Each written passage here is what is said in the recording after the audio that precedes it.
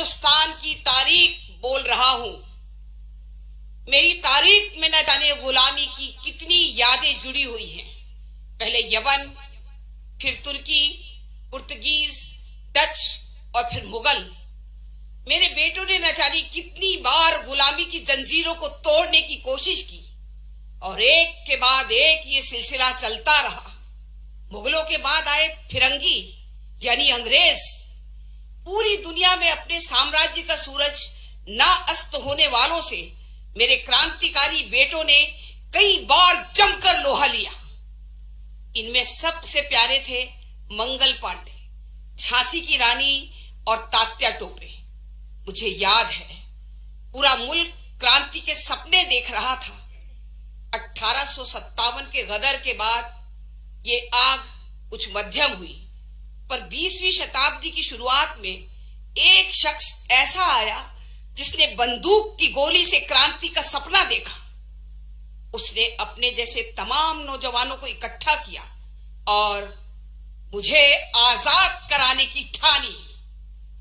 मध्य प्रदेश के झाबुआ जिले के भाबरा गांव में अपनी आंखें खोलने वाला यह शख्स था चंद्रशेखर आजाद।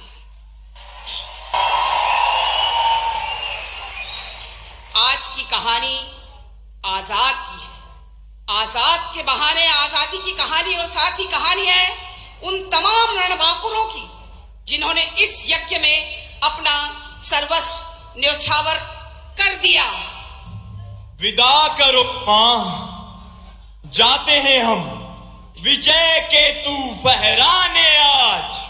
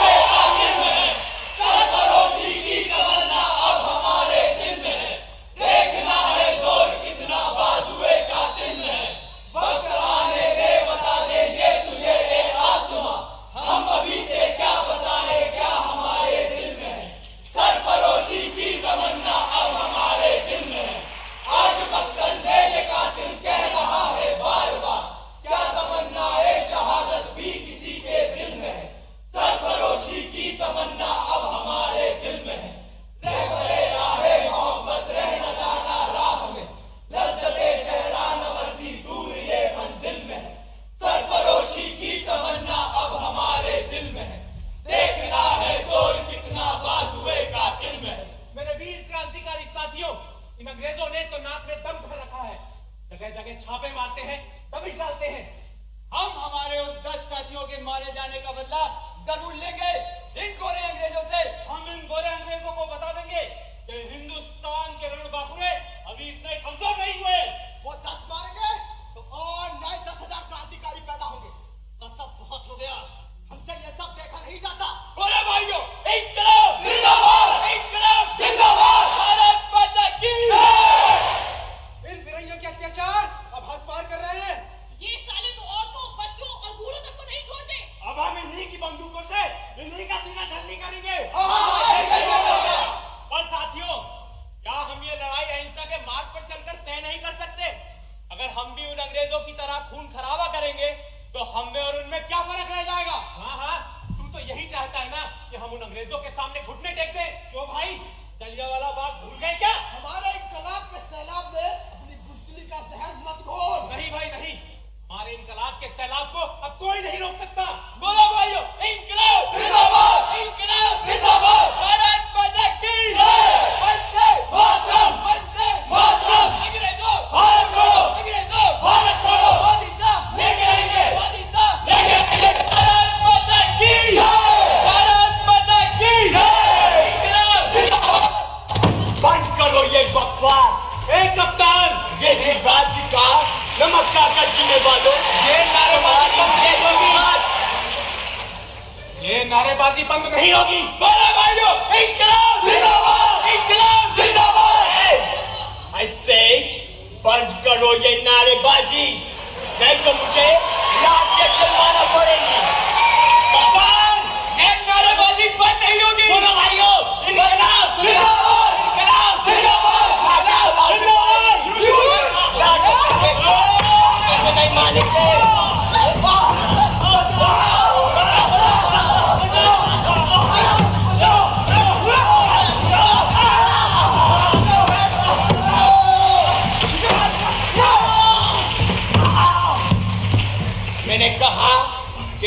से भाग जाओ। नहीं, कभी नहीं। अब रक्त बहने वाली आखिरी बूंद तक मैं इस झंडे की शान को नीचे नहीं गिरने दूंगा। अच्छा तो ये बड़ा हिंदुस्तानी है, हम तुम्हें अच्छा मजे चखाएगा। मार्च रहो। वंदे स्वाधीनता के सैनिक के साथ ऐसा व्यवहार करे, रुक अभी मजा चखाता हूँ। मार्च रहो, इसे रुक जा क्यों है? Oh my God! Oh my God! Oh my God!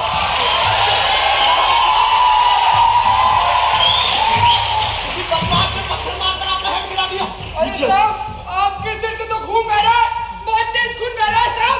जज, कौन तुम क्या कहता है? उस बदमाश को पकड़ो। Oh my God! Oh my God! Oh my God!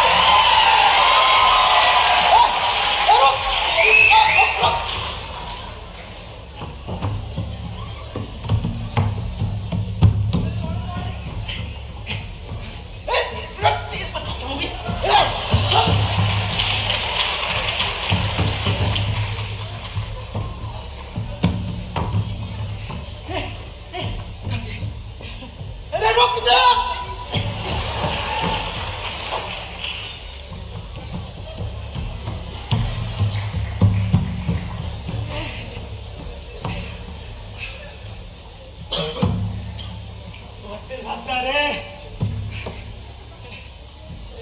ए भाई, आपने देखा क्या?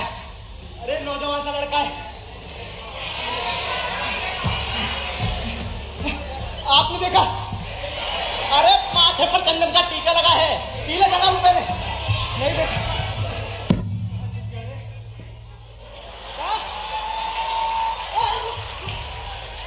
ये रहा।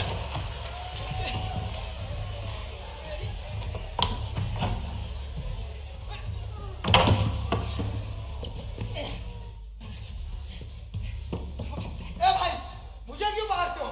और मैंने तुम्हारा क्या बिगाड़ा है? मुझे क्यों पकड़ते? मैंने तुम्हारा क्या बिगाड़ा है? एक तो हमारे कप्तान का सिर फोड़ता है और कहता है मैंने तुम्हारा क्या बिगाड़ा है? क्यों भाई? वह कप्तान तुम्हारे स्वयंसेवक को बूटों से ठोककर क्यों मार रहा था? तो क्या उसकी पूजा करते? ये तो तुम सब अंग्रेजों भारत छोड़ो कहो, हम चुप रहे। क्यों भाई? भारत क्या अंग्रेजों की बकौती है? और वह क्या गलत कहता था? और तुम्हें बुरा क्यों लगता है? क्या तुम्हारे माँ बाप अंग्रेज थे?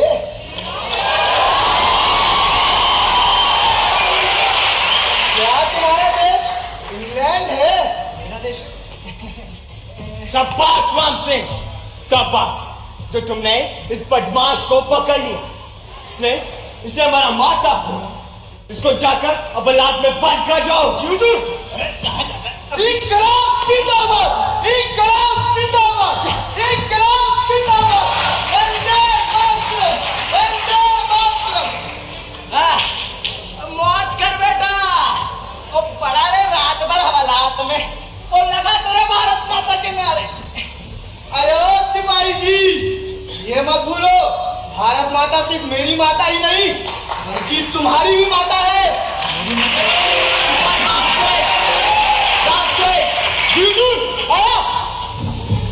हम बने हैं, हम बनेंगे देश के लिए। हमने सहाय, हम सहेंगे देश के लिए। ये करो पुकारती पुकारता लगन, देश के जवानों संभाल लो वतन। अब मिलो कदम कदम क्रांति गीत गाए हम लड़ेंगे देश के लिए। हमने सहाय, हम सहेंगे देश के लिए। Order, order. अपराधी को अदालत के सामने प्रस्तुत किया जाए। जी हुजूर। कैदी नंबर 1 हाजिर हो।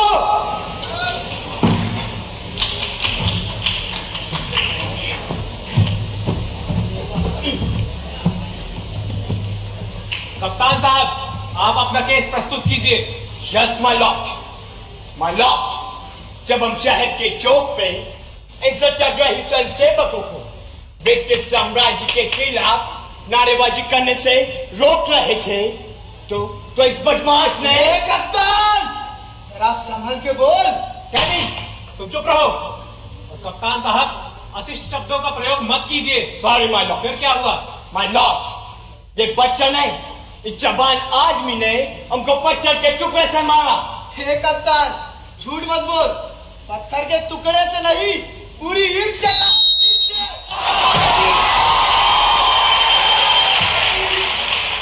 क्या आपके पास कोई गवाह है? यस माय लॉर्ड, सिपाही राम सिंह। जी हुजूर। मैं जो कहूंगा सच कहूंगा, सच के सिवा कुछ नहीं कहूंगा। हुजूर, उस समय वही था जब इस बदमाश ने पत्थर के टुकड़े से कप्तान साहब का सिर फोड़ दिया। कैदी, क्या ये गवाह ठीक कहता है?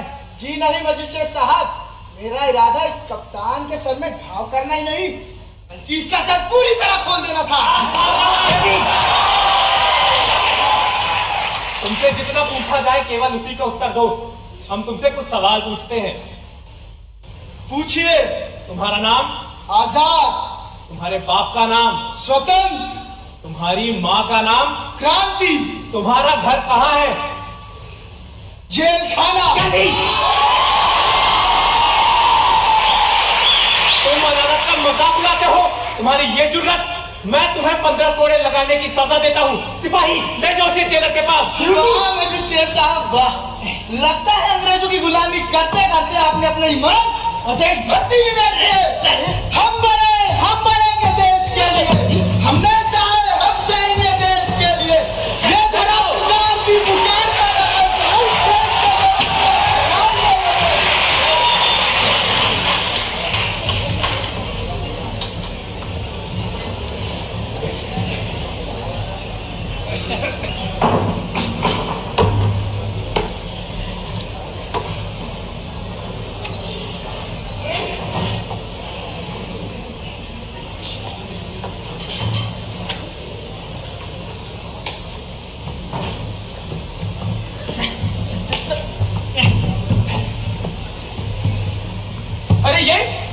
अरे ये तो एक बच्चा है भाई। भाई खोला पहाड़ और निकली चुहिया। कप्तान साहब, क्या इसी बच्चे ने आपके सर पे पत्थर मारा? यस जेलर, ये पत्थर नहीं, बहुत बदमाश है। ए कप्तान, जवान कब्जे में है कि नहीं? बात है मिट्टी के शेर। भाई आवाज तो कड़क और दिल। वाह, क्या बात कही बेटे। लगता है मेंढी की को भी जुकाम हो गया। चलो हो जाए दो हाथ। गुलामी गीदड़ो, गधों के साथ शेर कभी दो हाथ नहीं करते। क्या कहा? सिपाही, बांध दो इसका हाथ टिकटिकी में। जी हुजूर। सारी गर्मी तेरी अभी निकालता हूं मैं। नहीं, इस बदतमीज को मैं अपने हाथों से सजा दूंगा।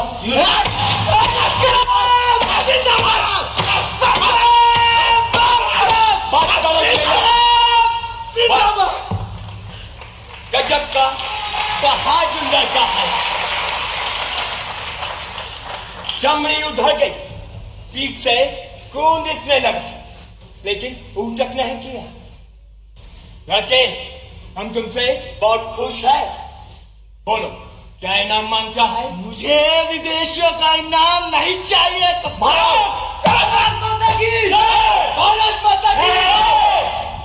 तुमको किसने अंदर आने किया? सिपाहियों, भगाओ इन्हें यहाँ से। अब हम नहीं, तुम निकलोगे यहाँ से बाहर।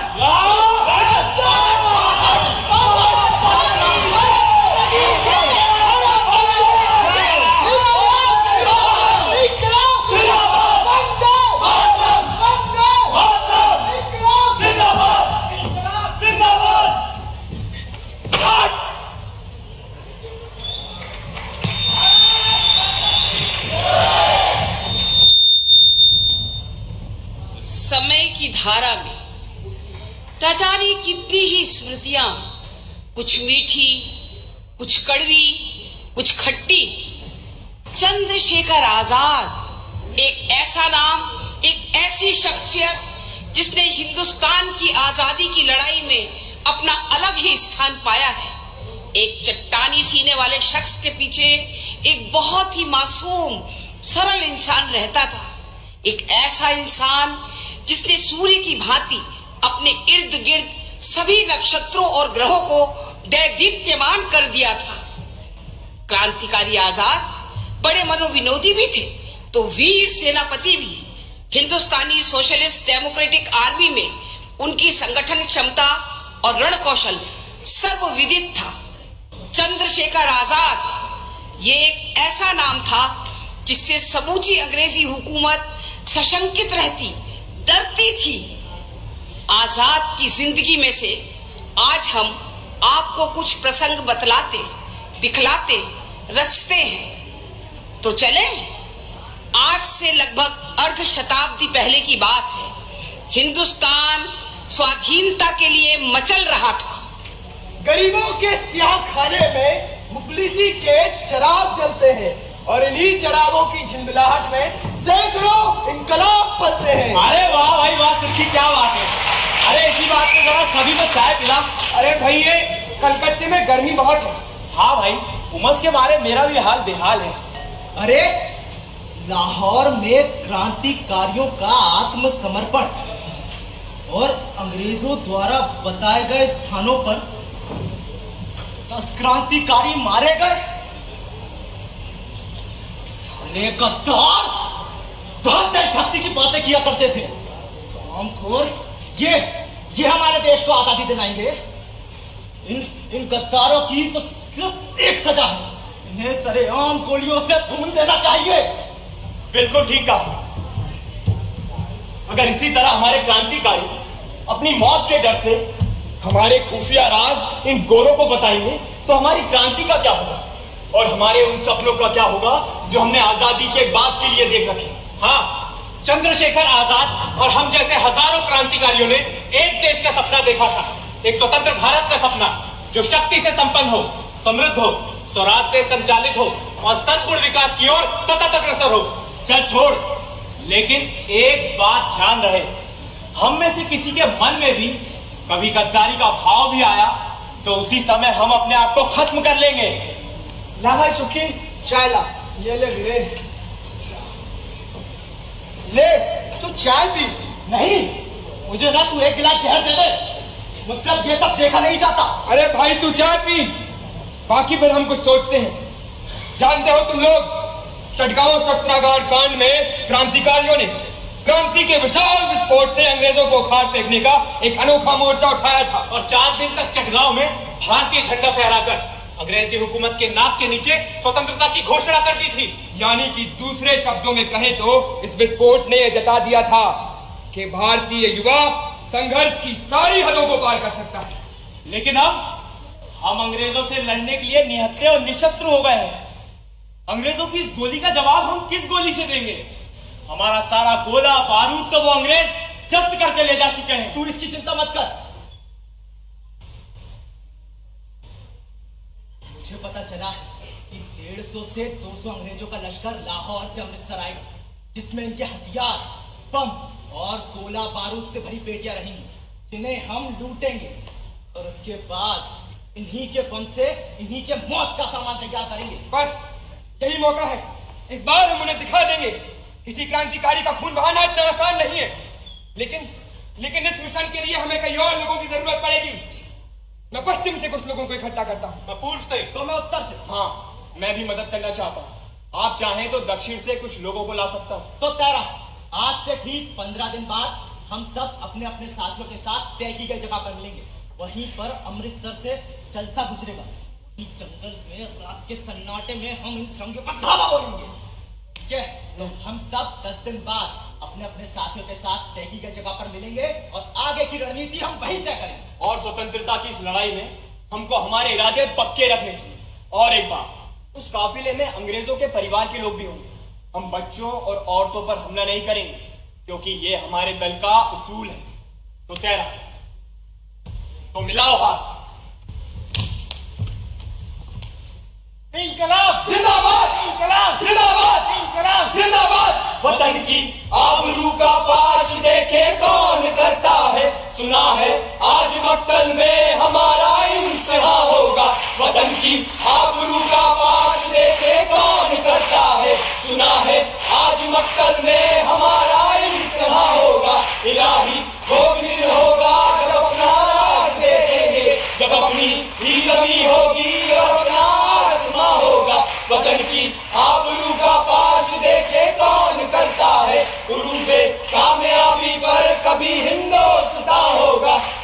सयाद के हाथों से अपना आशिया होगा। वतन की आबरू का पाश देखे कौन करता है, सुना है आज मक्तल में हमारा इंशा होगा। एक और तो आजाद अपने साथियों के साथ आगरा, लखनऊ, कानपुर और दिल्ली में बम बनाने के कारखाने खोलने की योजना में व्यस्त थे। वहीं दूसरी ओर छोटी उम्र के सरदार भगत सिंह उस वक्त तक पंजाब के क्रांतिकारियों के संपर्क में आ चुके थे। दरअसल हिंदुस्तान में हर एक प्रांत, हर एक शहर में नौजवानों के ऐसे छोटे समूह और संगठन अस्तित्व में आ चुके थे जो सशस्त्र क्रांति में विश्वास रखते थे। महात्मा गांधी के प्रति पूरा सम्मान रखते हुए भी वे इस बात में विश्वास रखते थे कि आजादी का रास्ता अहिंसा से हासिल नहीं होने वाला। वे अंग्रेजों को उनकी करतूतों का मुंह तोड़ जवाब देना चाहते थे। वे अंग्रेजों के खजाने को लूटते, डकैतियां डालते और उन पैसों से हथियार और गोला बारूद खरीदते। वे यकीन रखते थे कि क्रांति का रास्ता बंदूक की गोली से होकर गुजरता है और अपने लक्ष्य की प्राप्ति के लिए वे कृत संकल्प थे, जीवन में किसी भी परीक्षा से गुजरने को तैयार। भाई आजाद, आपका ओरछा और टीकमगढ़ का दौरा कैसा रहा? ओरछा के राजा साहब तो हमारा पूरा साथ देने के लिए तैयार है। उन्होंने मुझसे कहा है कभी भी किसी भी चीज की जरूरत हो तो हिचकिचाना मत। मगर वहां की जनता में वो जुनून दिखाई नहीं देता जिससे वो अंग्रेजों के खिलाफ कुछ कर सके। अरे भाई, आज तो कमाल हो गया। बाहर एक बालक आया है, कहता है मुझे क्रांतिकारी बनना है और आपके दल में शामिल होना है, और साथ में ये भी कहता है कि मैंने बहुत कुछ पढ़ा, जाना और समझा है। बताओ क्या करें? अरे भाई, करना क्या है?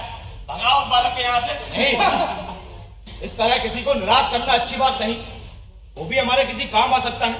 अंदर भेजो उसे। लेकिन पंडित जी, भला एक बच्चा हमारे किस काम आएगा? अरे बढ़ता हुआ जोश है, कुछ भी काम आ सकता है।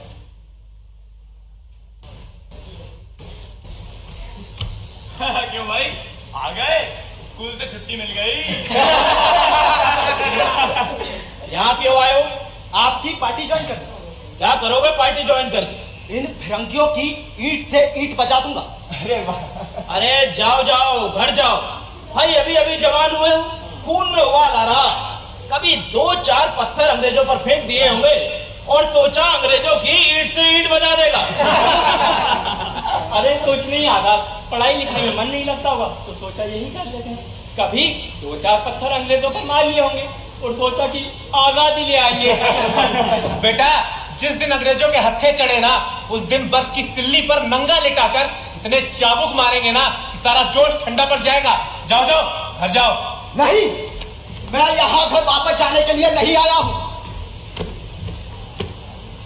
ये मेरा पहला कर्तव्य है कि मैं आप जैसे क्रांतिकारी जो जनता के प्रतिनिधि हैं, आपके साथ मैं भी चलकर अपने अपने क्षेत्रों का दौरा कर जनता जनार्दन को आने वाली क्रांति के लिए तैयार करूं। अच्छा, तुम करोगे?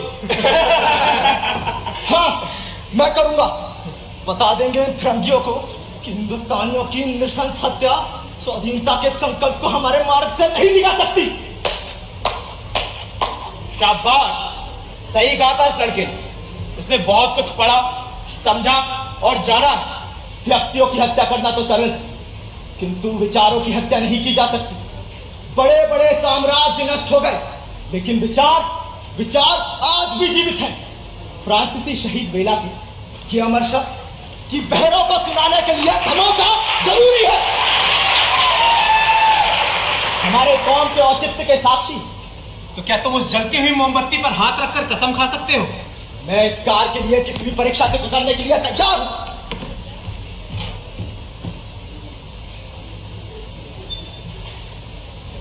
मैं भगत सिंह ये कसम खाता हूं कि अपने शरीर के खून की आखिरी बूंद तक अपने देश की सेवा करूंगा।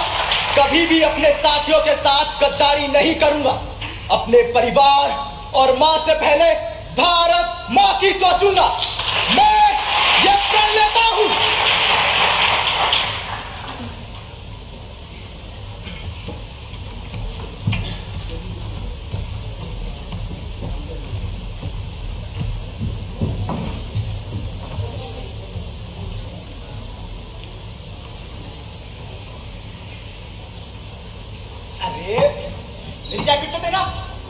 जल्दी दीजिए, देर हो रही है।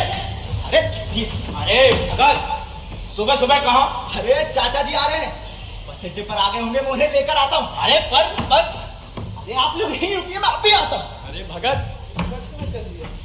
बहुत दिन बाद कोई मेहमान आ रहा है, सभी अपने अपने मन की बात कहने को आतुर हैं, और मुझे तो गांव के वो हरे भरे खेत और उन नहरों की याद आ रही है। अरे भाई, मुझे तो वो गिल्ली डंडे याद आ रहे हैं। ओ यार मैंने तो वो लस्सी दी याद आती है। लस्सी दी याद आती है या किसी और दी? मुझे भी वो गांव की फसल, वो नहर और वो गली याद आती है। अरे चाचा जी आ गए। अरे आइए चाचा जी। सुखदेव, चाचा जी के बैठने की व्यवस्था करो। लाओ जरा कुर्सी। हाँ जी, आइए चाचा जी, बैठिए। बताइए चाचा जी, सफर कैसा रहा? सफर तो ठीक ही रहा बेटा। चाचा जी, गांव की हालत कैसी है? बेटा, अंग्रेजों के अत्याचार से कौन बच पाया है? गांव की दुर्दशा कर रखी है, बेवजह लोगों को मारते हैं। अरे अरे मैं तुम लोगों को बताना ही भूल गया, हमारी चाची ने तुम्हें लड्डू भेजे हैं। अरे वाह, क्या बात है चाचा जी। अरे खाओ भाई खाओ। अरे खाओ, बहुत है। अरे क्या बात। चाचा जी, चाची कैसी है? हाँ बताइए ना, चाची कैसी है? ठीक है, और तुम सबको बहुत याद करती है। चाचा जी, गांव में क्रांति का आंदोलन कैसा चल रहा है? ठीक ही चल रहा है, सब अपने अपने स्तर पर अच्छा ही कर रहे हैं। और इस बार फसल कैसी हुई? इस बार फसल तो अच्छी हुई थी, परंतु आधी फसल ये अंग्रेजी सरकार लगान में ले जाती है और आधी बची कुची साहूकार ले जाते हैं। चाचा जी, हम लोग दिल्ली, लखनऊ, आगरा और कानपुर में बम के कारखाने लगाना चाहते हैं। हमारे पास जगह की समस्या है, अगर आप हमारी कुछ मदद कर दे तो। अरे क्यों नहीं, इन सभी जगह माल गोदाम वालों से मेरी अच्छी पहचान है। तुम ये मेरी चिट्ठी ले जाना, तुम्हारा वहां से कुछ ना कुछ तो काम हो ही जाएगा। ये लो। ठीक है चाचा। चाचा जी, इसके लिए हमें आपके आशीर्वाद की जरूरत है। हाँ, चाचा जी, इसके लिए मेरा ही नहीं, पूरे हिंदुस्तान का आशीर्वाद तुम लोगों के साथ है। अरे भाई सुखदेव, चाचा जी सफर से आए हैं, थक गए होंगे, उनके आराम की व्यवस्था वगैरह करो। अरे नहीं करता पंडित हूँ। जी, आज चाचा जी को कुछ काम है, वो फिर कभी रुकेंगे। हाँ चाचा जी, कुछ दिन और रुक जाते। अरे जरूर, अगली बार आऊंगा तो जरूर रुकूंगा। अच्छा तुम लोग अपना अपना ख्याल रखना, मैं चलता हूँ। अरे चाचा जी, जाते जाते अपने भगत की शादी तो करवा दीजिए। अरे इसकी शादी मैंने करा दी आजादी से। अरे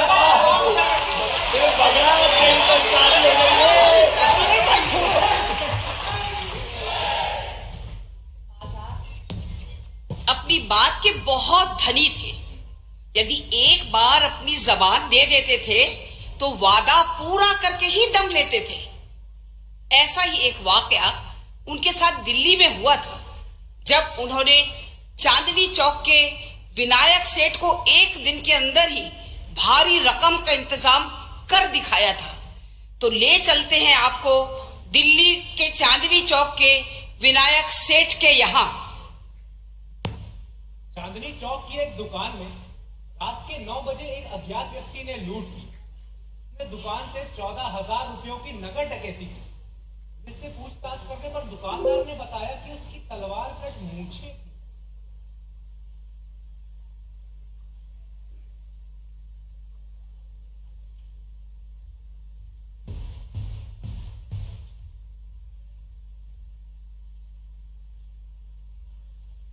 विनायक, भाई विनायक, अरे भाई कोई घर पर है या नहीं? अरे कौन है भाई? आ रहा हूँ।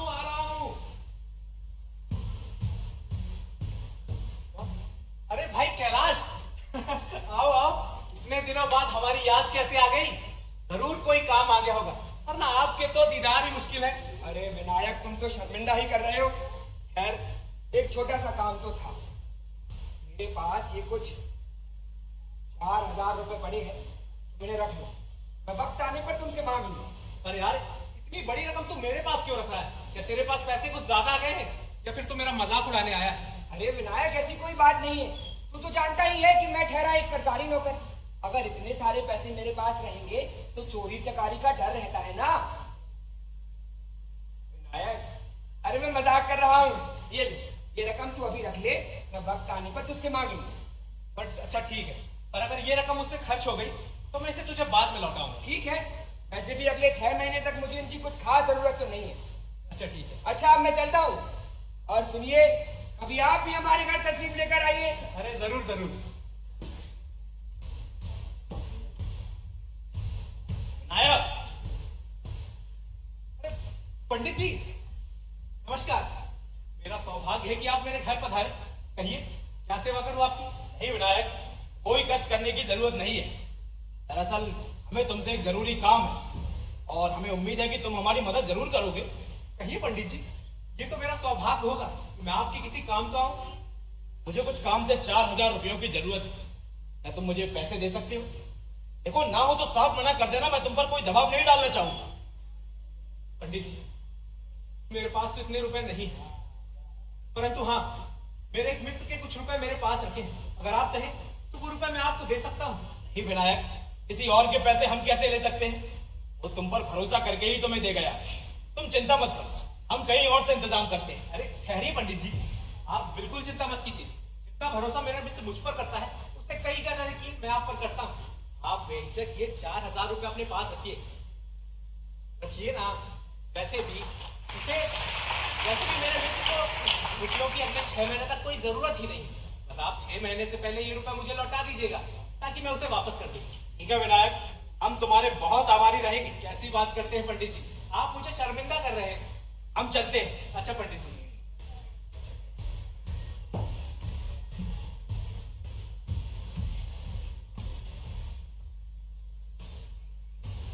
विनायक, विनायक, भाई विनायक।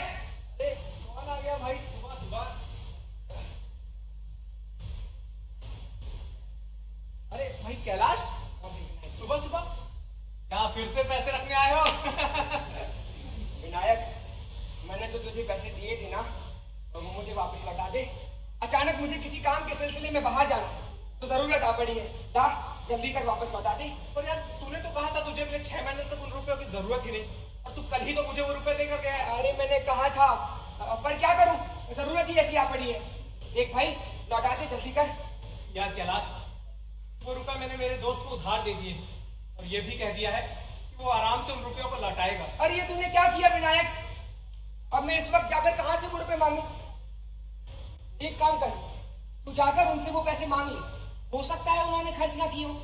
एक भाई मेरे लिए इतना सा काम कर दे बस। अगली बार से मैं पैसे देने के पहले कई बार सोचूंगा। यार तू मुझे 2 दिन का वक्त दे सकता है क्या? मैं कोशिश करता हूँ उन रुपयों को वापस मांगने की। ठीक है, तू 2 दिन का वक्त ले ले, और मैं परसों आऊंगा, और पैसों का इंतजाम रखना। ठीक है। चलता हूँ।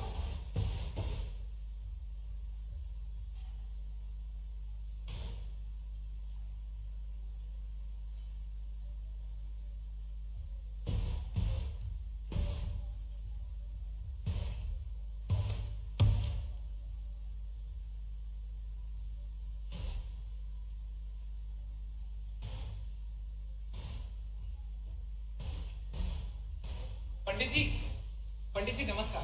अरे विनायक, आओ आओ, कोई जरूरी काम आ गया होगा।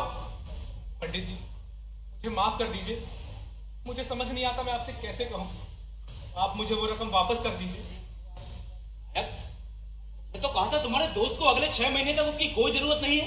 हाँ पंडित जी, परंतु मेरा मित्र आज ही मेरे घर आया था और वो मुझसे अपनी रकम वापस मांग रहा था। अब आप ही बतलाइए, इतनी बड़ी रकम मैं उसे कैसे वापस करूं? मेरी मदद कीजिए पंडित जी। विनायक, तुमने तो मुझे दुविधा में डाल दिया। ठीक है, हम तुम्हारी रकम तुम्हें कल वापस कर देंगे। तुम कल तक का समय तो दे सकते हो। पंडित जी मुझे क्षमा कर दीजिए पंडित जी। अरे घबराओ मत विनायक, हम तुम्हारी रकम तुम्हें कल वापस कर देंगे, क्योंकि आजाद जिसे वचन देता है उसे समझो पूरा करके ही दम लेता है। अच्छा पंडित जी, अब मैं चलता हूं।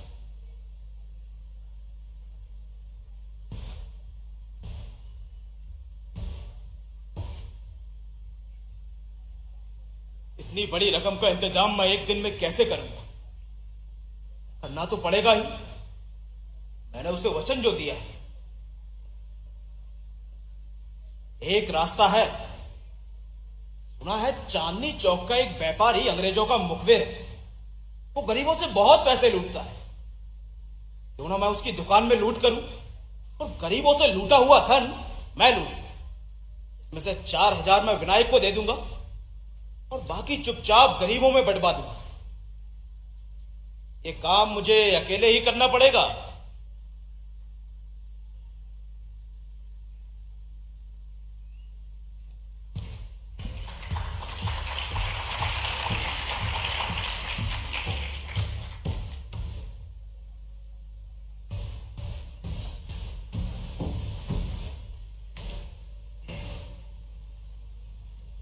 और उसकी तलवार कट मूछें थी। उसके हाथ में एक पिस्तौल भी थी जिसे दिखाकर उसने लूट की। आया, अरे पंडित जी, आप? ये लो तुम्हारे पैसे, हम चलते हैं। अरे ठहरिए पंडित जी, इतनी बड़ी रकम का इंतजाम आपने एक दिन में कैसे कर लिया? एक बात तो बतलाइए, आज के अखबार में ये जो लूट की खबर छपी है, कहीं वो आप ही तो नहीं?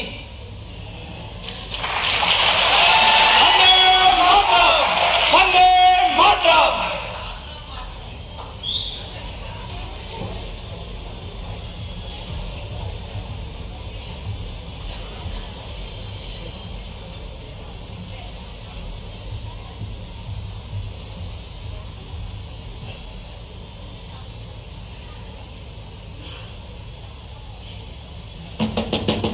दरवाजा खोलिए। अरे कौन है इतनी रात को? मैं हूं भगत। रुको रुको, आती हूँ।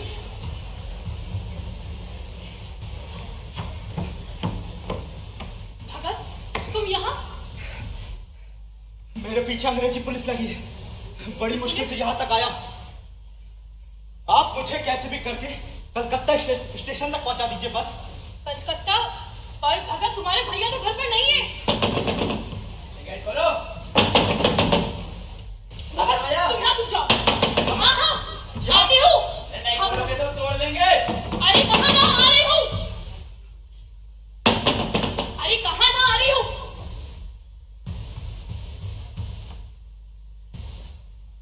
हवलदार साहब, आप यहाँ कैसे? क्या यहाँ पर कोई भगत सिंह नाम का क्रांतिकारी आया है?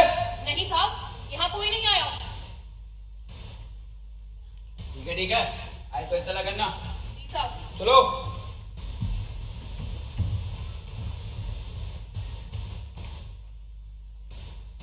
चलो भगत।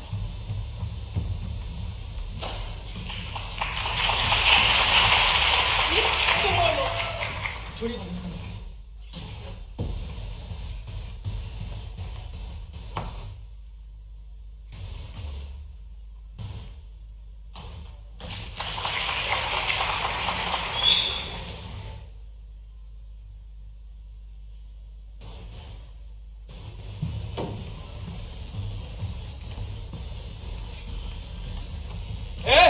रुको। जी साहब। कहाँ जा रही है और कौन है तेरे साथ? ये मेरे पति है साहब। पति है? जी साहब, बहुत बीमार है। अच्छा, बीमार है? जी साहब। ठीक है, जाओ। बाल बाल बच्चे भगत, चलो।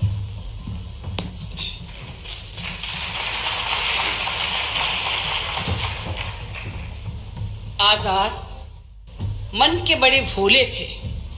एक बार दोस्तों ने च्यवनप्राश खिलाकर उन्हें बुद्धू बनाया था। संगठन की क्षमता बढ़ाने के लिए उनकी पार्टी ने काकोरी के पास अंग्रेजों का खजाना लूटने की योजना बनाई, जो इतिहास में काकोरी कांड से प्रसिद्ध है। सशस्त्र क्रांतिकारियों ने ये कारनामा कर दिखाया था। अरे यही दिन होवे है सूरजवा, यही दिन होवे है सूरजवा। धान के पतुआ रंग के दलिया खूब कचर के खावे। अरे यही दिन होवे है सूरजवा, यही दिन होवे है सूरजवा।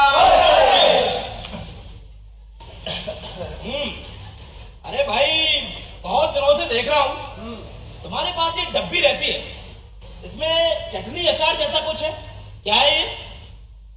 ये कोई ऐसी चीज जिसके बारे में सबको नहीं पता।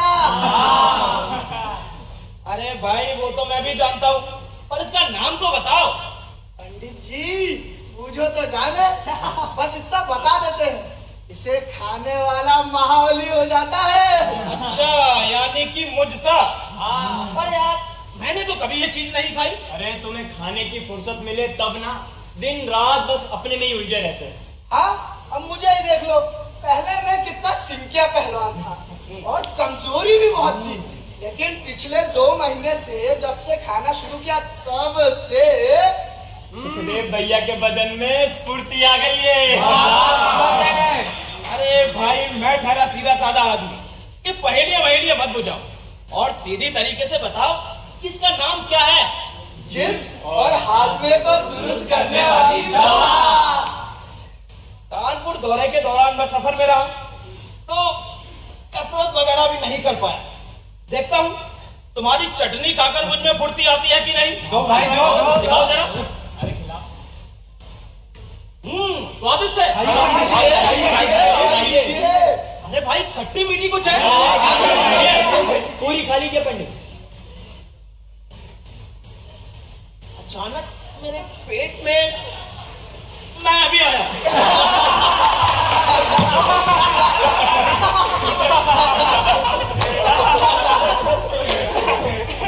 और उस रात पंडित जी रात भर शौच के लिए आते और जाते रहे, और सुबह होते ही उन्होंने पूछा, अरे अब तो बताओ कि उस चटनी का नाम क्या है। च्यवनप्राश।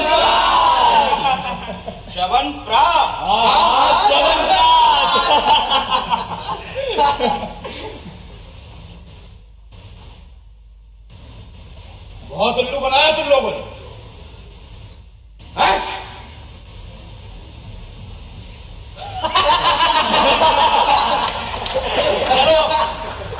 काकोरी के लिए ट्रेन पकड़नी है, देर हो रही है।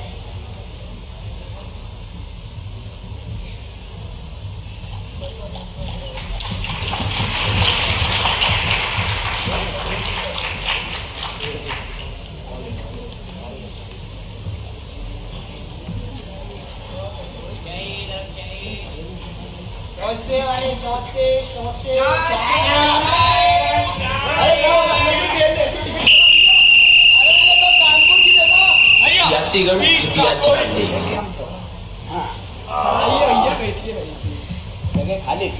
गाड़ी संख्या 8 डाउन जो शाहजहांपुर से चलकर रहीमाबाद और काकोरी के रास्ते लखनऊ को जाने वाली है, अपने गंतव्य के लिए रवाना हो रही है। धन्यवाद।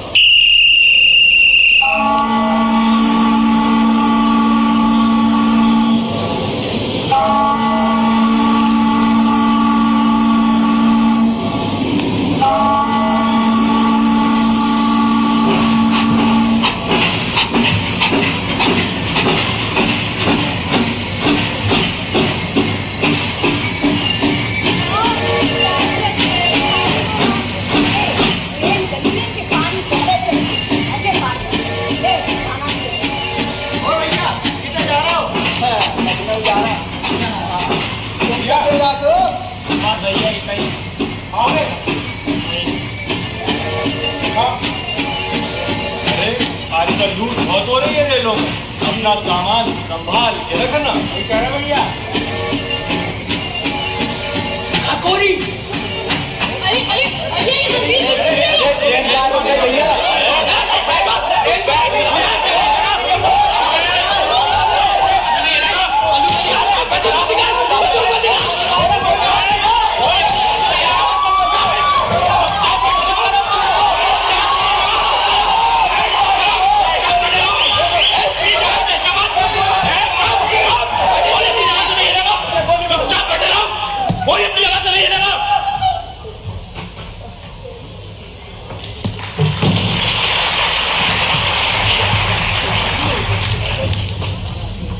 काकोरी कांड के बाद अधिकांशतः क्रांतिकारी या तो भूमिगत हो गए या गिरफ्तार कर लिए गए। भगत सिंह द्वारा असेंबली में बम फेंकने के बाद गिरफ्तारी देने से आजाद के पास गिने चुने ही साथी रह गए थे। ऐसे में आजाद का अधिकतर समय फरारी के दिनों में गुजरा। वे भेष बदल बदल के यहाँ वहां घूमते। ऐसे ही वे एक बार साधु बनकर ओरछा में भी रहे। उन्हीं दिनों की बात है, वे नदी किनारे बसे एक गांव पहुंचे। इन अंग्रेजों ने तो नाक में दम कर रखा है, जगह जगह छापे मार रहे हैं, दबिश डाल रहे हैं। उस दिन यहां देहात में ही बिताना ठीक रहेगा, किसी को शक ना हो, इसलिए साधु का बाना धारण करता हूं। हाँ, ये नदी किनारे धूली रमाना ठीक रहेगा।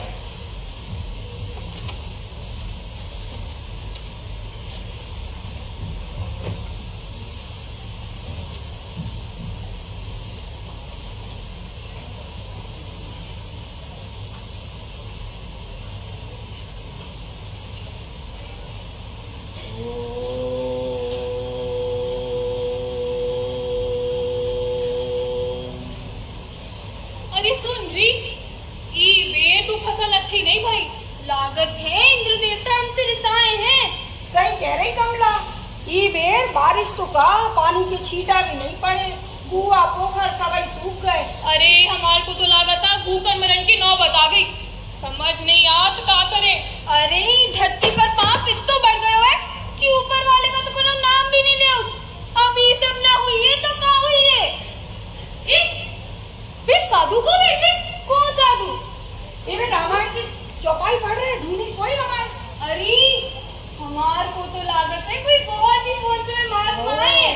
आओ चल री, अपना घबराने को सुनाते। चल चल चल चल।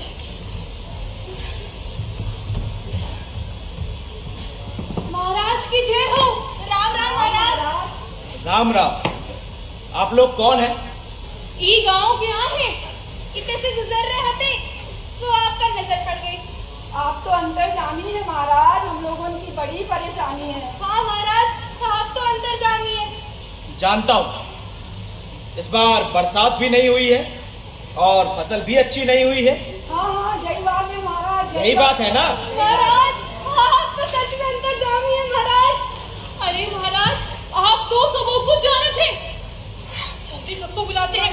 महाराज कहीं जाइए ना। अब आइए महाराज। हाँ, महाराज। बात है। हाँ, बात है। अरे रामू के साथ है। जल्दी आओ, महाराज। जल्दी आओ, जल्दी आओ, अरे जल्दी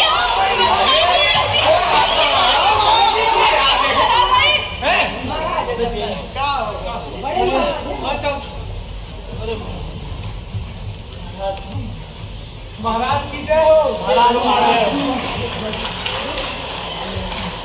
महाराज, ये बेर तो बरसात बिल्कुल नहीं भाई, पूरी फसल सूख गई महाराज। सबरो गाँव भूखो मर रहा हूँ। अरे भूखे के मारे महाराज हमारो घोड़ा भी बार से बात जाते कछु करो महाराज। महाराज, हमारे घर कछु खाना खावे को नहीं है महाराज। जैसे हमारी गाँव में गाड़ी थे तो अलग महाराज, बहुत परेशान। बाबा महाराज को तो ब्याह ही नहीं हो रहा, 2 साल हो गई बाबा। अरे महाराज, ये अकाल के मारे आदमी तो आदमी सब जान मारना मर रहे। महाराज जानता हूँ, सब जानता हूँ। आप सब ऊपर वाले पर विश्वास रखते हैं ना? तो अब से जो भी होगा सब अच्छा होगा। बरसात भी खूब होगी और फसल भी अच्छी होगी। आप लोग अपने अपने घर जाइए।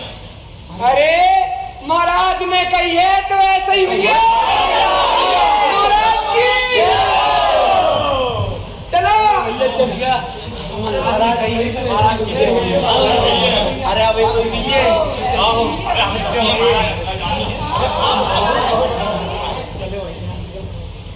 यहाँ गांव वालों का लगातार आना जाना लगा रहे। लगता है मुझे अपना स्थान बदलना पड़ेगा।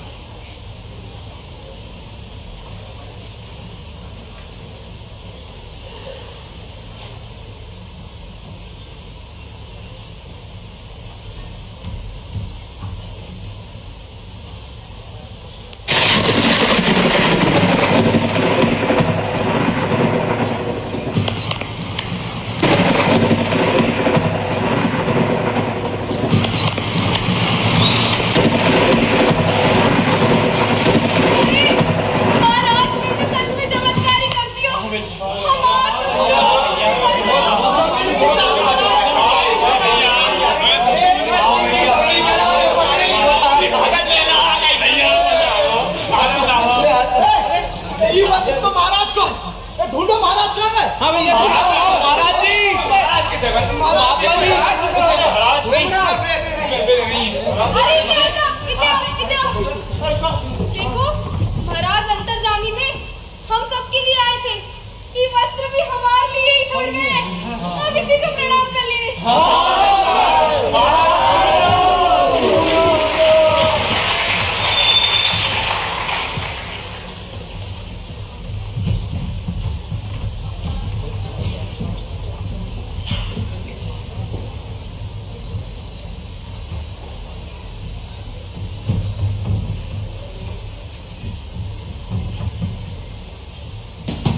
दरवाजा खोलिए, खोलिए दरवाजा।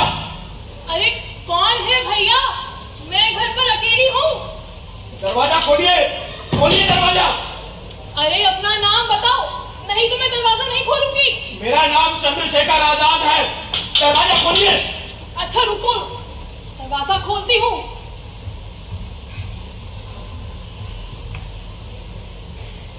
अरे अरे तुम कौन हो भैया? और इतनी रात भर यहाँ क्या कर रहे हो?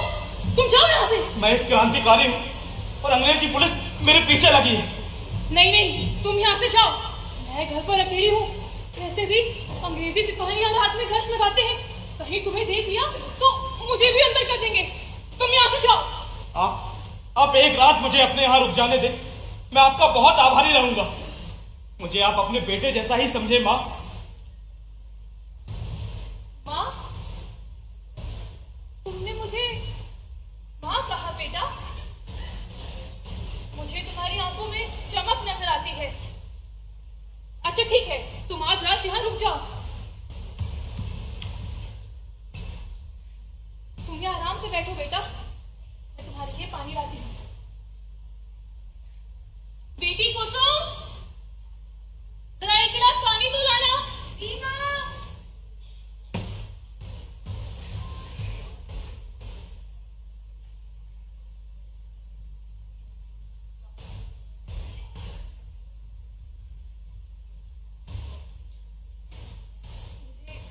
माफ करना बेटा, मैंने तुमसे झूठ कहा था कि मैं घर पर अकेली हूँ। नहीं माँ, आपने जो भी किया ठीक किया। आपकी जगह मैं होता तो शायद मैं भी यही करता। मेरा नाम चंद्रशेखर आजाद है। हमारे संगठन के ज्यादातर लोग या तो भूमिगत हो गए हैं या अंग्रेजों के हाथों मारे जा चुके हैं। केवल मैं ही हूं जो उनके हाथ नहीं आया, और आजाद उनके हाथ कभी आएगा भी नहीं। अरे बेटा, तुम क्या वही क्रांतिकारी हो जिन्होंने काकोरी के पास रेलगाड़ी से अंग्रेजों का खजाना लूट लिया था? हाँ माँ, आपने बिल्कुल सही पहचाना। जो धन अंग्रेजों ने गरीबों से लूटा था, हमने वही धन उनसे लूटा। तुम तो बहुत बड़े देशभक्त हो बेटा। तुम निश्चित होकर यहाँ रुको, बाकी सब मैं संभाल लूंगी। एक बात कहूंगा, कुसुम की उम्र तो शादी लायक हो गई है। आपने उसके लायक कोई अच्छा सा लड़का देखा कि नहीं? मैं क्या बताऊं बेटा, मैंने रिश्ते की बात तो बहुत जगह चलाई, लेकिन लोग इतना दहेज मांगते हैं। अब तुम ही बताओ, मैं बेचारी गरीब इतना धन कहां से लाऊंगी? आप मुझे उसका नाम बताइए जो आपसे दहेज मांगता है। दहेज तो क्या, वो उसका नाम भी भूल जाएगा। अरे नहीं नहीं बेटा, जोर जबरदस्ती से किया हुआ काम खराब होता है, और फिर क्या पता वो शादी के बाद मेरी बेटी को परेशान करे। इससे अच्छा तो मेरी बिलाटली जिंदगी भर मेरे पास रहे। आप चिंता मत कीजिए, मेरी बहन की शादी होगी और बहुत धूमधाम से होगी। वो कैसे? एक रास्ता है। अंग्रेजी सरकार ने मेरे ऊपर 10,000 रुपयों का इनाम रखा है। आप मुझे उनके हवाले कर दें और उन पैसों से मेरी बहन की शादी कर दें। राम राम राम, ये तुमने क्या कह दिया बेटा? तुमने मुझे इतना नहीं समझ लिया है। इससे अच्छा तो मेरी लाडली जिंदगी भर कुंवारी रहे। खोलो। अरे आप चिंता ना करें मां, मैं यहाँ कुएं में छिप जाता हूँ। हाँ ठीक है आप बेटा। इसके ऊपर से कोयला डाल दें। हाँ हाँ आ रही हूँ। अरे दरवाजा मत तोड़ देना, आ रही हूँ। कौन है आप? अंग्रेजी पुलिस है। इस इलाके में एक क्रांतिकारी घुस आया है जिसका नाम चंद्रशेखर आजाद है। क्या वो यहाँ है? नहीं सरकार, यहाँ तो कोई नहीं आया। इस बोरे में क्या है? कोयला है साहब, कोयला कौन कौन है? यहाँ मैं और मेरी बेटी कुसुम रहते हैं वो सरकार। हम देख लेंगे।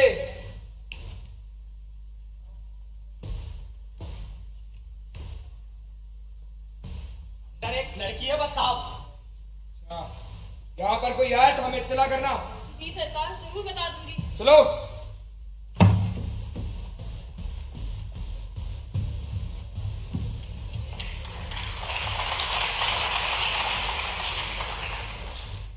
आपने मुझे बाल बाल बचा लिया माँ, मैं आपका बहुत आभारी रहूंगा। ये तो मेरा फर्ज था बेटा। अब तुम आराम से यहाँ सो जाओ।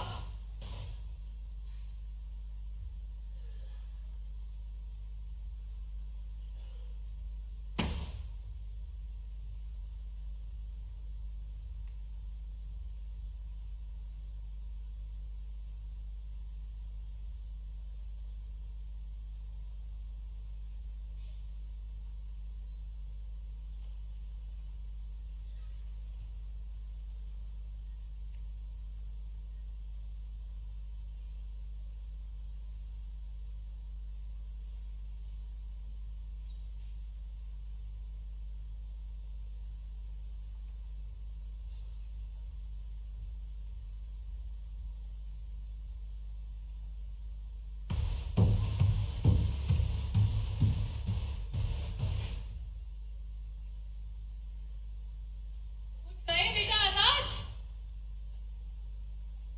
अरे ये आजाद कहाँ गया? आजाद, बेटा आजाद, आजाद, आजाद, कहाँ गया आजाद? अरे ये क्या? बेटी कुसुम, हाँ माँ। जरा इधर आओ। अरे ये देख तो, ये आजाद यहाँ कुछ कागज छोड़ गया है। माँ ये तो चिट्ठी है। पढ़। सादर प्रणाम माँ। ये कुछ पैसे और चिट्ठी मैं आपके लिए छोड़ जा रहा हूँ। इन पैसों से मेरी बहन की शादी बहुत धूमधाम से कराना। हो सका तो मैं भी आऊंगा। आपका आजाद। बेटा आजाद, तुम तो फरिश्ता निकले। बेटी कुसुम, वो तो फरिश्ता निकला।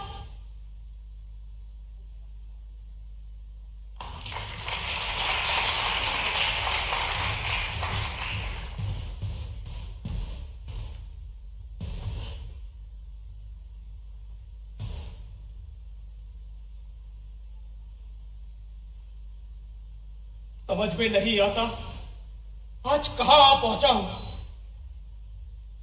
रावी किनारे भगवती बाबू का बम फटने से मारा जाना और भगत सिंह का खुद को गिरफ्तार करा देना। लगता है संगठन कमजोर पड़ रहा है। जब तक आजाद है क्रांति का हमारा आंदोलन चलता रहेगा।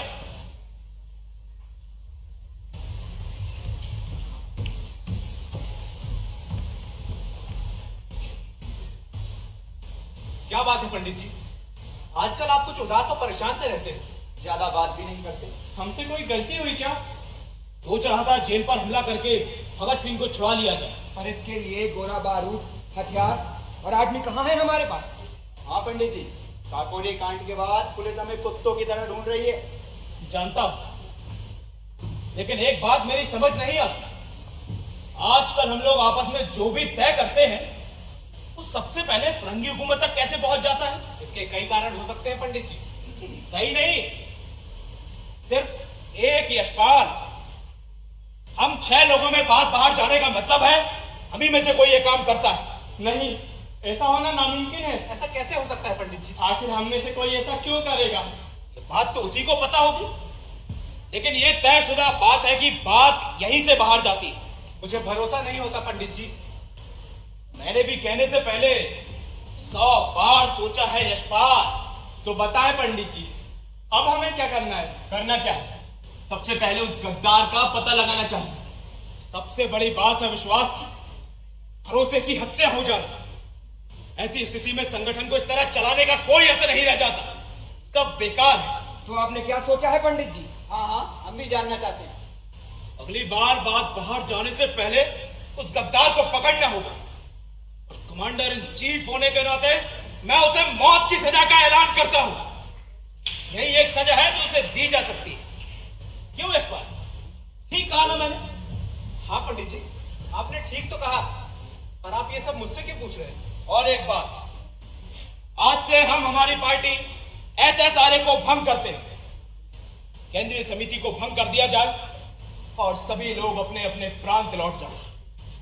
देश की आजादी के लिए जिसको जो करना है वही रहकर करें। अब से संगठन की जिम्मेदारी नहीं होगी, उसकी व्यक्तिगत जिम्मेदारी होगी। पृथ्वी, चलो मेरी माउजर रिवॉल्वर। मैं समझता हूं हमें सोवियत रूस की तरह एक व्यापक संगठन और सुनिश्चित ट्रेनिंग की आवश्यकता है। तभी क्रांति का सफल होना तय है। यशपाल को छोड़कर बाकी लोग जाएं।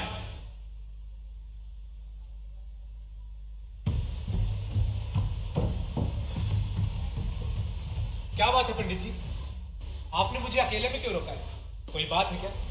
यशपाल, मैं अकेला जरूर हुआ लेकिन कमजोर नहीं। भाई, क्रांति को लेकर मेरे विचार भटके। मैं एकलव्य की तरह दृढ़ प्रतिज्ञ हूं एवं निश्चित भी कि क्रांति की अलग जगी रहेगी। हर प्रांत, हर गली, हर शहर में क्रांतिकारियों की एक पीढ़ी जन्म लेगी। क्रांति का ऐसा ज्वार उठेगा कि फिरंगी हुकूमत तिनके की तरह बह जाएगी और हिंदुस्तान आजाद होगा। हाँ पंडित जी, हिंदुस्तान जरूर आजाद होगा, लेकिन कब होगा बस ये देखना बाकी है। यशपाल, मैं तुम पर भरोसा करता हूं। कल मुझे एल्बर्ट पार्क जाना है, किसी से मिलना है, किसी से कहना मत। ठीक है पंडित जी।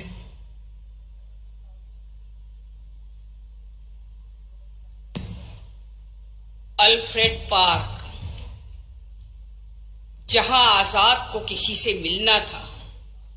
ये बात एकदम गुप्त थी, पर पता नहीं घर का वो कौन सा भेदिया था जिसने अंग्रेजों तक ये खबर पहुंचा दी। आजाद के क्रांतिकारी जीवन का अंत आ चुका था। सदा बंदूक से खेलने वाले आजाद की नियति मौत की शक्ल में इंतजार कर रही थी। अगले दिन अल्फ्रेड पार्क में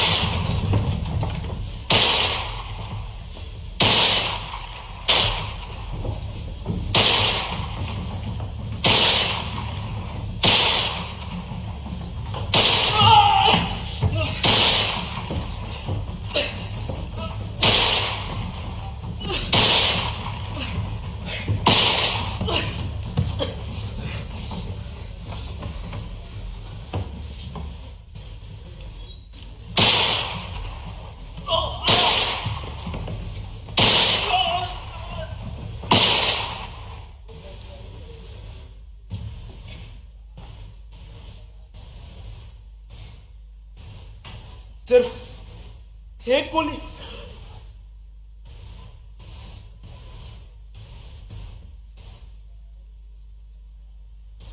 मुझे माफ करना माफ। आजाद ही रहा है और आजाद ही मरेगा।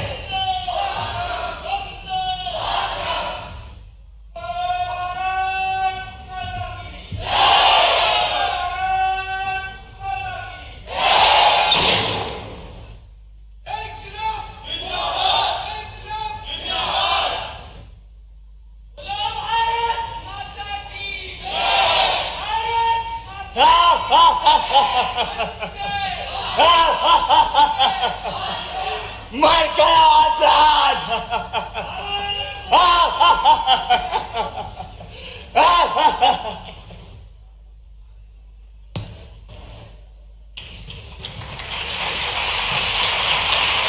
Curtain call, light, curtain call, light. Hello, light निकालो, लाइट निकालो।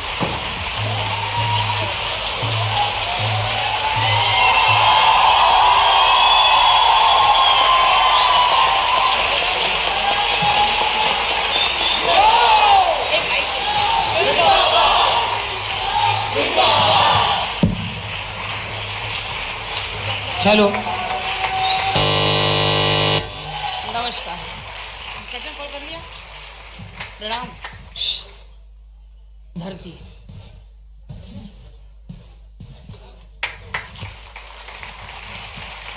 हेलो। आप सभी का बहुत बहुत धन्यवाद, आभार। आप अपना वक्त निकालकर हमारा नाटक देखने आए। अब सारे कलाकार अपना परिचय देंगे। नमस्कार, मेरा नाम है जयंत राठौर।